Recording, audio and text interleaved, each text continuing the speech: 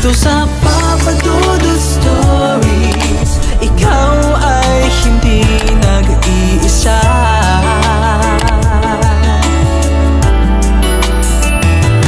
Dito sa Papa Dudut Stories, may nagmamahal sa'yo. Papa Dudut Stories, Papa Dudut Stories. Sa lahat po ng mga nakatuto ngayon, huwag pong kalimutan mag-like, mag-share at mag-subscribe. Maraming salamat po sa inyong lahat.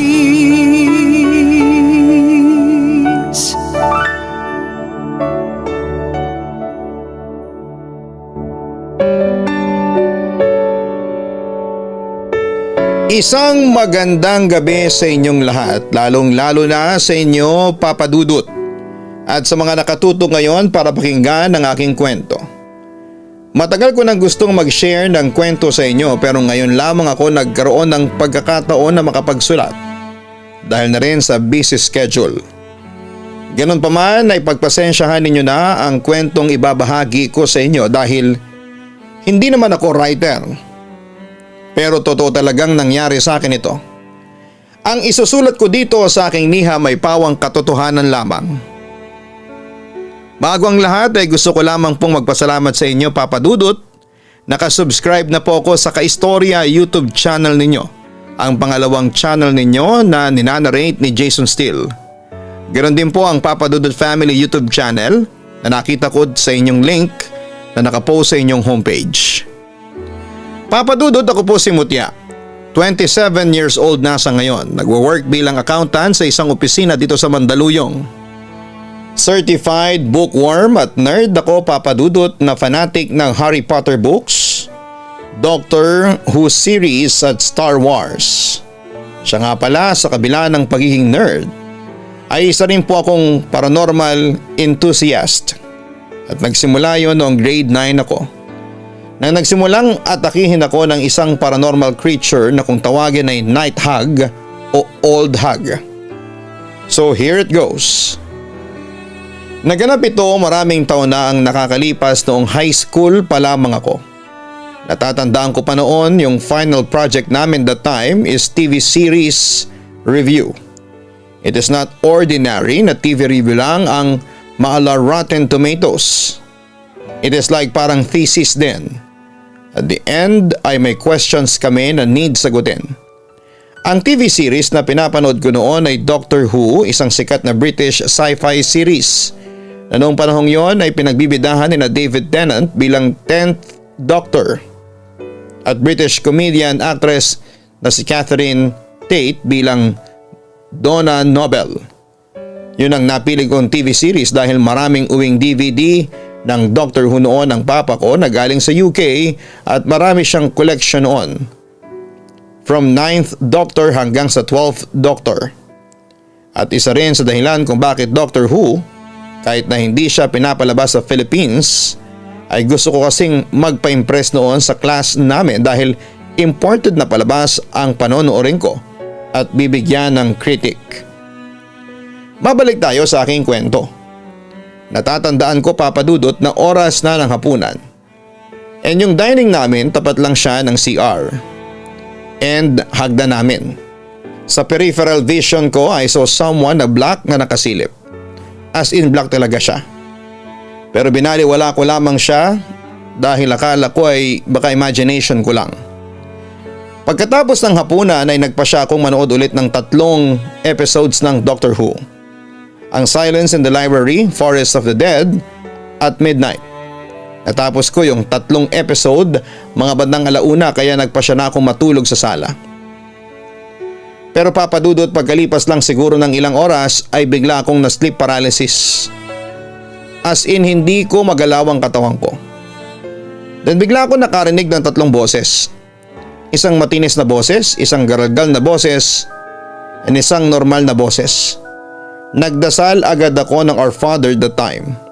And nagulat ako kasi sinabayan ako ng 2, yung garagal at normal na boses. As if parang yung boses nila ay nasa ears ko lang. Yung dasal nila ay parang naka 2 times ang speed, parang minamock nila ako.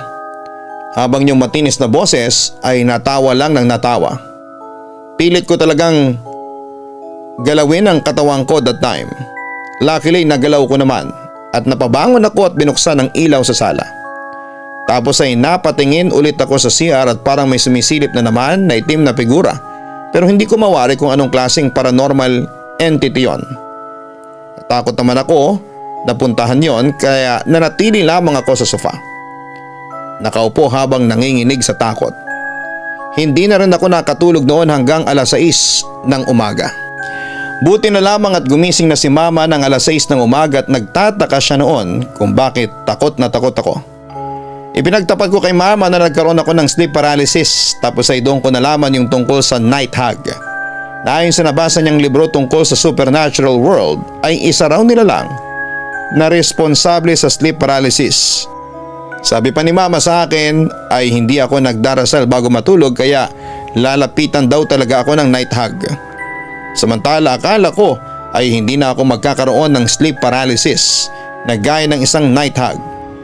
Pero nagkamali ako dahil muli yung naulit at nangyari ito doon sa bahay namin. Lagi ako naiiwan sa bahay dahil na rin sa busy ang parents ko sa trabaho pero kompleto naman ang pagkain sa bahay at may iniiwang pera ang parents ko para panggastos. Kung may problema man ay kapitbahay lang naman namin ang family namin sa side ni Papa. Sa pagkakaalala ko, tanghali yon at maulan. Nanonood ako ng TV at sa pag-aakala ko ay comedy ang pinapanood ko tapos si Vice Ganda ang bida. Dahil umuulan ay biglang nag-brown out at hindi ko natapos ang pinapanood ko hanggang sa inantok ako at natulog na lamang. Natatandaan ko, nag-umpisa yung panaginip ko na normal lamang at parang totoo kasi ang panaginip ko ay nasa trabaho ako ni Papa. Yung paligid at ang staff ay sila rin ang nakikita ko kapag nasa trabaho ako ni Papa. By the way, sa restaurant kasi nagtatrabaho ang aking ama. So ayun nga Papa Dudut, nakaupo lang ako noon sa may table. Nagpaalam ako kay Papa na magsi-CR ako kasi naiihi ako sa aking panaginip. So nag-CR na ako tapos ay normal lang din naman na umiihi ako tapos ay naghugas at wala namang nakakatakot na nangyari. Until nasuot ko na ang shorts ko at pagkabukas ko ng pinto para lumabas na ay biglang namatay ang ilaw sa CR. Tapos may pilit na nagsasarado ng pinto. Pinipilit ko ring lumabas na sa CR pero parang hinihigop ako ng CR kaya tumingin ako sa likod ko. Tapos ay nagulat ako dahil naroon ang isang matandang babaeng naka white dress na mahaba pero punit-punit tapos ay mahaba rin ang buhok na abot sa hig tapos yung mukha niya ay itim. As in buong mukha niya ay itim tapos ay may binubulong siya. Meron din siyang dalawang maliit na sungay na parang sa kambing. Samantala kalahati na yung nakalabas na katawan ko noon sa CR tapos ay alam kong panaginip lang yon. Pero kahit na anong gawin ko ay hindi ko magising ang sarili ko.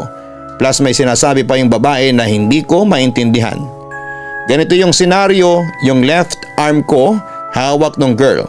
Tapos yung right arm ko ay nasa labas ng pintuan tapos ay pinipilit ko noon na igalaw ang right hand ko. Pero sobrang hirap niyang igalaw.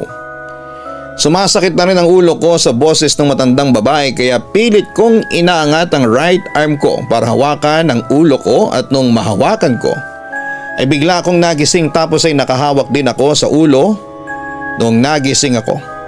Pero hindi ako makagalaw dahil nangihina ako para igalaw ang mga daliri ko sa paa kasi sabi ni mama para daw magising ng tuluyan sa sleep paralysis ay igalaw ang mga daliri sa paa at kamay. Dahil nga sa nangihina ako ay hindi ko nagalaw tapos ay biglang bumitaw rin sa pagkakapit ang kamay ko sa ulo tapos ay biglang bumalik ako doon sa panaginip ko. This time yung left arm ko na lang ang nasa loob ng CR at hawak nung babae tapos ay iniipit niya sa pinto. Medyo nagkaroon na ako ng kontrol sa katawan ko sa pagbabalik ko doon sa panaginip at natadyakan ko na yung babae. Tapos ay tumakbo na ako. Pero sa pagtakbo ko ay sobrang bagal tapos ay lumingon pa ako noon sa CR. Tapos nakasilip lamang yung matandang babae sa CR Papa Dudut. Nakontrol ko ulit yung kamay ko tapos ay hinawakan ko ang ulo ko kasi hindi ba doon ako nagising nung una. Hindi ako nabigo kaya nagising ulit ako. Pagising ko pinilit ko talagang igalaw ang mga daliri ko ng buong lakas. Nang magalaw ko na ay nagalaw ko na rin ang buong katawan ko tapos ay bumangon ako. Pagbangon ko ay bumalik na pala ang kuryente at bukas din ang TV tapos ay hindi pa tapos ang palabas ni Vice Ganda. Ibig sabihin ay saglit lang ako nakatulog. Dahil sa nangyari nagdasal na ako noon sa Panginoon habang umiiyak.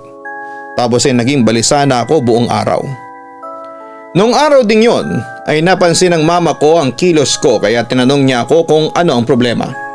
Pero hindi ako makapagsalita noon kasi para na akong magkakasakit ng sandaling yon. Hanggang sa pagsapit nga ng gabi ay inaapoy na ako ng lagnat. Inalagaan naman ako ng mga magulang ko at pinainom ng paracetamol para bumaba ang lagnat ko. Bumaba din naman makalipas ang ilang pang oras. Natulog naman si mama sa tabi ko para mabantayan niya ako at makapagresponde siya agad sakaling kailanganin ko ng tulong. Papadudot, ilang araw din ang lumipas bago ako nakarecover sa sleep paralysis na yon. Simula noon ay naging gawi ko na ang magdasal bago matulog, gabi man o siesta, kasi 2 beses na akong nakakaranas ng sleep paralysis. At dahil yon sa sinasabi ni mama na night hug. Akala ko ay magiging matibay na ang pagdarasal ko para hindi na magambala pa ng paranormal entity na yon. Pero nagkamali ulit ako papadudot dahil naulit yon sa pangatlong pagkakataon. Siesta time noon. Natutulog ako sa kwarto ng mother ko. Nangyari na naman siya. Pero this time ay 2 beses siyang umulit. Bali sa unang panaginip ko nag-sleep paralysis ako then pinilit ko daw magising at ayun nagising na ako. Pero pagising ko ay nananaginip pa din pala ako at hindi pa talaga ako gising. Nakahiga lang ako sa kama, nakadilat ang mata pero alam kong panaginip lang pala kasi iba ang scene ng room. Madilim siya, parang sa palabas ng Insidious na same place pero magkaiba kayo ng dimensyon ng mga kaluluwa. Naisip kong matulog ulit dahil alam kong nananaginip pa din ako. At ayun naman siya, sleep paralysis na naman. Hindi na naman ako makagalaw. Inhale, exhale lang hanggang sa magising ako. This time ay mupo muna ako sa kama para magmuni-muni. Saglit habang nakatingin sa labas ng room which is dining na namin dahil wala namang pinto yung room ni mother.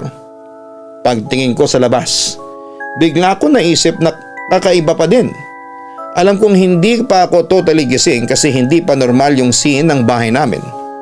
Pagtingin ko sa higaan ay nakita ko yung sarili ko na nakahiga at natutulog. Sobrang takot ko noon. Humiga agad ako at pumikit, pinilit kong matulog ulit at nagdasal na magising na ako.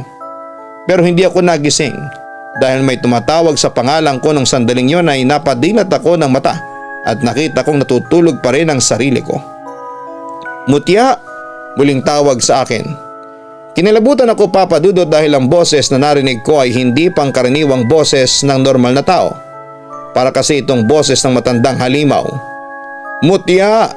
Tawag sa akin ang entity sa likod ko at sa pagkakataong ito ay galit na ito. Mutya! Agad naman akong lumingon sa likod at doon ay nakita ko ang matandang babae na may sungay, mahabang buhok at ang damit ay punit-punit. Ang kanyang mga mata ay kasing gray ng abo at ang kanyang ngipin ay kasing itim ng tinta ng pusit. Dahil sa aking nakita ay napasigaw ako at napatras na naging dahilan para maupo ako sa kama. Tapos ay tumabi ako sa isa ko pang katawan na natutulog sa kama. Niyugyug ko ang katawang yon habang inuusal ang salitang gumising ka na mutya. Tapos sasabayan ang pagdarasal ng Our Father. Ilang beses kong ginawa yon habang nararamdaman ko na palapit na sa akin ang night hug. Buti naman papadudot at tuluyan na ako nagising. Pagising ko ay hingal na hingal ako dahil siguro sa takot. Naisip ko na lamang na what if kinuha ako ng matandang babaeng may sungay. Baka hindi na ako makabalik sa katawan ko. Pagkatapos ay agad akong pinuntahan ni mama at ikinuwento ko sa kanya ang nangyari. Agad siyang naniwala naman sa akin at baka sa mukha niya na nag-aalala na siya. Hanggang sa ipinagtapat niya sa akin na maski siya ay nagkakaroon na rin ng sleep paralysis dahil nga sa tinatawag na night hug. At dahil naman umi-echo na sa utak ko ang salitang night hug ay napa-research ako sa Google kung ano yon. Nang lumabas ang images nito ay kinilabutan talaga ako. Kasi yung matandang babaeng nagpapakita sa akin sa tuwing nagkaka-sleep paralysis ako ay katulad noong nasa larawan.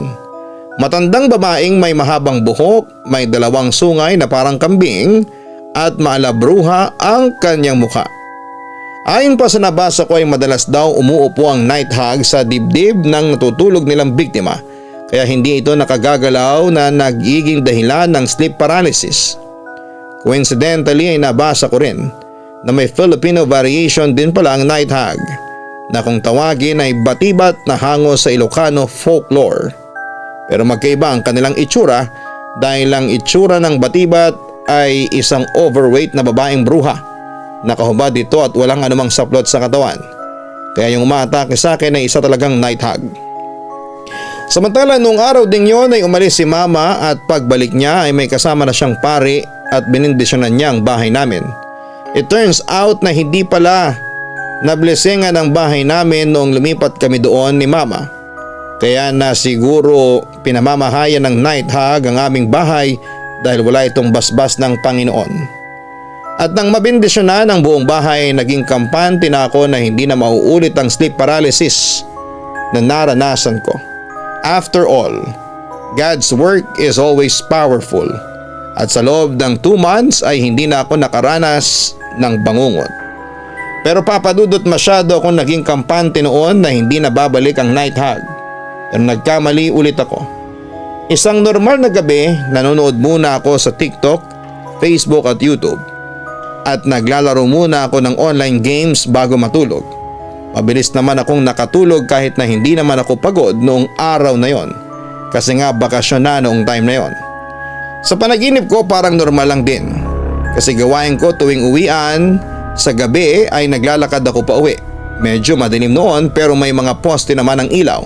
Kaya hindi ako masyadong natakot tapos may mga dumadaan ding sasakyan. Kaya parang normal lang. Tapos sa kalagitnaan ng paglalakad ko ay natanaw ko mula sa bakanting lote na may harang na may yero ay nakita ko yung 2 bata na nakadungaw doon sa ibabaw ng yero. Bali pumatong sila sa mga bato tapos sinisilip nila yung loob ng bakanting lote. Naisipan kong lokohin sila habang nakatalikod sila sa akin. Sabi ko hala, may mumu dyan, sabay tawa. Bigla silang tumingin sa akin tapos ay hindi rin naman sila nagulat sa ginawa ko. Naka-uniform na pang-elementary sila, isang batang lalaki at isang batang babae. Yung batang lalaki naka-white polo na bukas yung mga botones niya pero may sando siya. Tapos ay brown short na pang-elementary. Yung batang babae naman ay white blouse naman tapos navy blue or black na palda tapos ay short hair siya with bangs. Yung mukha ng batang lalaki parang malungkot tapos ay nahihiya habang yung mukha ng batang babae biglang ngumisi. Tapos sabi sa akin ng batang babae ay tinatakot mo kami ate ha? Sabay hagikik ng batang babae. Ako naman naglakad lang na medyo tumatawa pa. Habang naglalakad ako papalayo, sa kanila ay narinig ko pa rin ang tawa ng batang babae tapos yung anino niya ay nakita kong palaki ng palaki tapos ay nilingon ko siya. Kinilabutan ako kasi yung mukha niya ay hindi na normal. May malaki siyang sugat sa kalahati ng mukha niya na parang gasgas tapos ay madugo.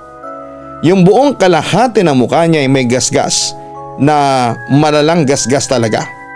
Saka ako napagtanto na panaginip nga pala yun tapos ay nagising na ako. Pero hindi ako makagalaw tapos as usual ay nangihina ako. Madilim pa noon sa kwarto ko kasi gusto kong lights off kapag natutulog ako at wala rin akong katabi sa higaan ko. Nagising ako nang nakatagilid tapos ay hindi makagalaw. Bali papadudot nakaharap ako sa right side ko. Habang pinipilit kong igalaw ang mga daliri ko ay biglang may anino akong nakita sa bandang left na gilid ko kung saan ako nakatalikod. May sumilip yung batang babae nasa higaan ko tapos ay nakasilip sa akin. Nakangiti siya habang nakatingin sa akin. Nung magalaw ko na ang mga daliri ko papadudot at tuluyang magising ay bigla akong tumayo. Wala naman doon sa higaan ko yung babae tapos ay grabe ang kabog ng dibdib ko. Nagpray na muna ako kay God at nagpasalamat ako kasi hindi niya ako pinabayaan, tapos ay pinagpray ko rin yung mga bata kung kaluluwa man sila. Nagsorry din ako sa kanila. Ayaw ko muna ulit matulog doon kasi baka bumalik na naman ako doon sa panaginip ko at hindi rin ako inaantok noon. Chinek ko rin pala yung time noong nagising ako at mga 12:15 AM ako nagising. Chinat ko sa friend group ko sa college yung na-experience ko noong madaling araw. Kasi wala rin akong magawa, kaso'y tulog na ata sila kaya dinilit ko na lamang. Tapos online yung kaibigan ko noong high school na kaibigan ko pa rin naman hanggang ngayon. Ikinuwento ko sa kanya yung napanaginipan ko, tapos sabi niya para raw mahimasmasan ako ay maglaro na lamang kami ng online games hanggang sa antukin daw ulit ako. Pagkatapos ng ilang laro ay inantok na ako. Pagkatapos ay nag-thank you ako sa kaibigan ko at natulog na ulit ako. Pero biglang napadilat ang mga mata ko nang may bumagsak na kung anong gamit sa loob ng kwarto ko. Kaso Papa Dudut, sumalubong agad sa paningin ko yung dalawang batang nakita ko sa bangungot ko kani-kanina lang. Nakatayo sila sa magkabilang gilid ko at sa paanan ko ay isang pamilyar na figura ang lumitaw. Ang night hag. Nakatingin sa akin habang humahalakhak. Mamayang kaunti inutusan niya ang mga bata na hawakan ang magkabilang braso ko. Siyempre pumalag ako at nanlaban. Pero kahit ano pang gawin ko ay hindi ko talaga magalaw ang katawan ko. Tapos ay naamoy ko na rin sila. Para silang amoy na nabubulok na laman o patay na daga. Basta mabaho. Sinubukan ko rin sumigaw noon pero mahinang boses lang ang lumalabas sa bibig ko. Palayang sabi ko rin ng Jesus in Jesus name. Pero pinagtatawanan lamang ako ng 3 paranormal entities na naglalaro sa akin. Hanggang sa tuluyan nang nanghina ang katawan ko habang umaalingaw-ngaw sa tenga ko ang kanilang pagtawa sa nangyayari sa akin. Hanggang sa nagulat na lamang ako sa isang malakas na sampal. Nagising ulit ako at doon ay nakita ko si Mama na nag-aalala sa akin. Narinig kitang umuungol sa kwarto mo kaya pumasok ako. At nakita kong nangingisay ang buong katawan mo. Kaya ginawa ko ang lahat para magising ka. Alam ko kasing inaatake ka na naman ng matandang hukluban, ang sabi ni Mama sa akin. Hingal na naman akong bumangon at niyakap ko si Mama. Huwag kang mag-alala. Aalis na tayo sa bahay na ito. Bukas na bukas ay maghahanap na ako ng bagong matitirhan natin. Kaunting tiis na lang anak, sabi pa ng nanay ko sa akin. At doon ay kinuwento rin niya sa akin na nagkaroon din siya ng sleep paralysis nung gabing yon. Pero yung matandang babae lang ang nagpakita sa kanya at hindi yung 2 bata. At kinaumagahan ay naghanap kami ni Mama ng apartment na malilipatan. Sa awa naman ng Panginoon ay nakahanap naman kami kaagad at makalipas ng 2 araw ay lumipat na kami ng tirahan. Sabi sa akin ni Mama na yung lumang tirahan namin pala ay dating sementeryo at marami na raw tumira doon. Bago kami kaso'y umalis din matapos mamatayan ng isang kapamilya dahil sa bangungot. Opo Papa Dudut, marami palang namatay sa lumang bahay na tinirhan namin nang dahil sa sleep paralysis o bangungot dulot ng night hag. Samantala sa bago naming nilipatan ay maliwalas at never kaming nagkaroon ng sleep paralysis. Kaya tumagal kami ng 8 taon doon at umalis na lamang kami nang magdalaga na ako at makapagtrabaho sa Mandaluyong. Sa ngayon po Papa Dudut ay dito na kami nakatira ni Mama sa Mandaluyong at sa hinuhulugan naming condo unit. Nagwo-work ako bilang accountant sa isang opisina rito sa Mandaluyong habang si Mama naman ay ini-enjoy na lamang niya ang kanyang pensyon. And so far ay masaya kami sa buhay kahit na kami lang 2 dito sa condo unit namin. Papa Dudut, ito lamang ang kwentong may babahagi ko sa inyo. Kayo nang humusga kung maniniwala ba kayo o hindi sa ibinahagi ko sa inyo. Maraming salamat at sana'y marinig ko ang aking kwento sa inyong channel. God bless and more power. Lubos na gumagalang, Mutya.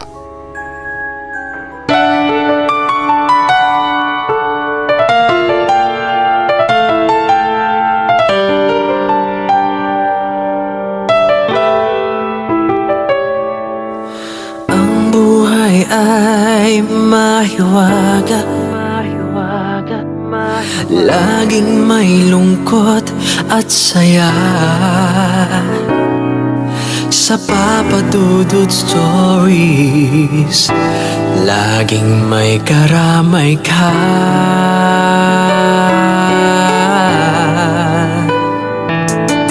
Mga problemang kaibigan,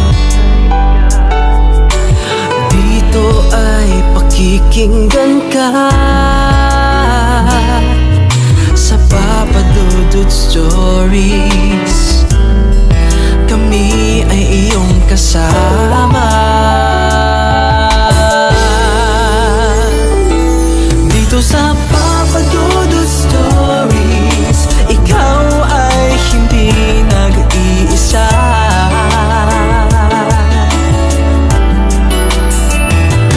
Dito sa Papa Dudut Stories, may nagmamahal sa'yo. Papa Dudut Stories, Papa Dudut Stories, Papa Dudut Stories.